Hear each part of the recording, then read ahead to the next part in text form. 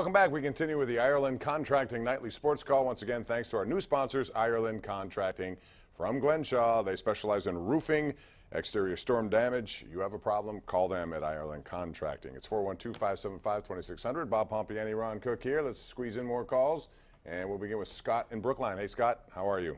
Hey, Bob. Doing good. How are you? Good, thanks. Hey, I'm talking about the Jesse James no catch. Just to add fuel to that inconsistent review, tonight's game, the first touchdown by the Tampa Bay Buccaneers went under review. The player was running to the pylon, got hit, was in the air, landed on the out-of-bounds stripe, and the ball moved. I saw that, but they said they didn't have enough evidence, apparently. Is that correct?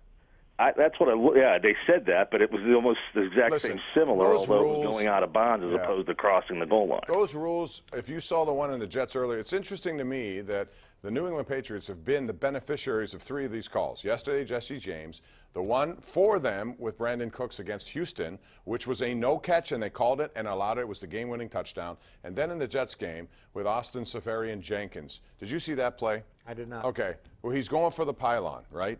He turns, the ball is at the pylon, but it shifts in his hands. He never lost possession. It's in his possession, but it shifts. They not only ruled that it wasn't a touchdown, it was called touchdown on the field.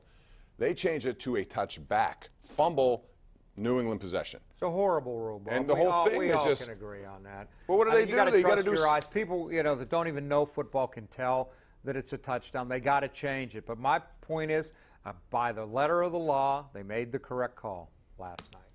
I still think the letter of the law says he made a football play. It was a possession, and you didn't need to go to the ground. As long as he crossed the plane, I thought it was a touchdown. Let's go to Ron in Castle Shannon. Hey, Ron.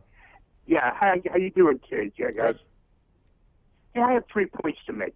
You just previously made my 1 point. This all happened to the New England Patriots that you showed, excuse me, on your 6 o'clock news. Mm-hmm. And, it surprises me how they always get the better end of a call. Because the second point was Burns got called for pass interference, but on that last play, right in front of the referee, he had his arm around the guy. Eli Rogers had his shirt was being yanked. Yeah, it was. But they're not going to call. Even Ben, I talked to him. I go, what'd you think? He goes, I thought he grabbed him. He goes, but I know they're not going to call it. Why? Is it a penalty or not? They're not going to call it. Why? Like officials in the Stanley Cup playoff games. You don't see them make critical calls in the third period. It's wrong. Again, Bob, it's wrong. But, that's the world we live in. It's wrong. Did I say that? What did I just say? It's wrong. Well, why are we accepting it then? We change it then. Jeez, Change the rules and stop whining. Ken in McKees Rocks. Hey, Ken, how you doing? Cankerous and whining tonight. What's up? Hi, Bob. Happy holidays to you and Mr. Cook there.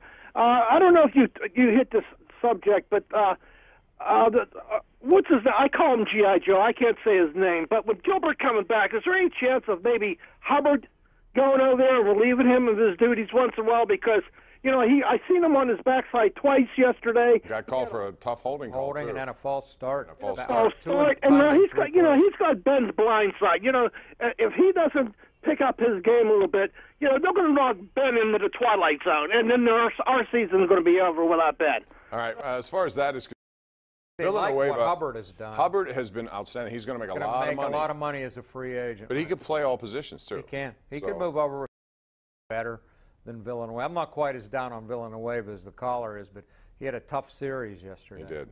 All right, well, the Steelers now play on Christmas Day again, and it'll be down in Houston. You have to go? I have to go. Jeez. Go to bed on Christmas Eve in Houston and get up in Christmas morning on Houston, when I could be at the Robinson Township Mansion with you, Bob. You could have. What the heck? You never say yes to me. Time to go to a break. We'll take it, come back with more right here on Pittsburgh CW.